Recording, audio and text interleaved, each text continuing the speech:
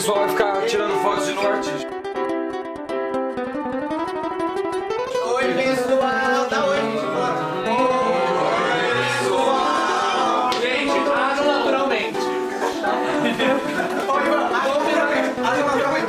Abre a mala, né?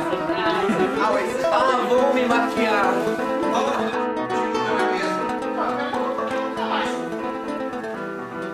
Bem, conhece. Eu cheguei primeiro, filho. Eu cheguei primeiro, filho. Tive a coragem de voltar, fugir da morte que paira nessa casa. Não, que era meu a vida toda inteira. Olha o que eu faço com a sua tirania. Você não pode fazer isso, é? Vertical. Ó a fita preta ali.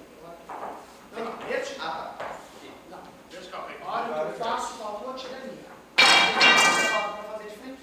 Porque eu pego ela aqui no final. Pode ser. Então faz assim com a outra. Vai, segue. Força, olha o que eu faço com a sua tirania. É isso. Precisa passar de novo? Seria bom, né? Vai. Mais um. Então Pepe Romano é meu! É meu! Onde vai? Sai daí! Tente me impedir. Sai daí! Tente me impedir. Tente me impedir. Vai! Vai! Vai! Baixa! Onde está a minha espingarda? Onde está a minha espingarda? Larga, desgraçada! Essa desonra na família!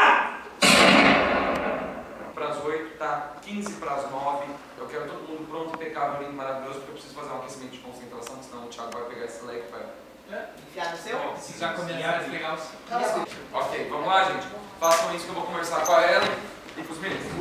Galera, a avó tá querendo casar, gente. Ah, o que você tá fazendo? Eu estou fazendo adaptação no vestido para os meninos ficarem mais confortáveis com eles. Foi na TV. Porque essas mulheres,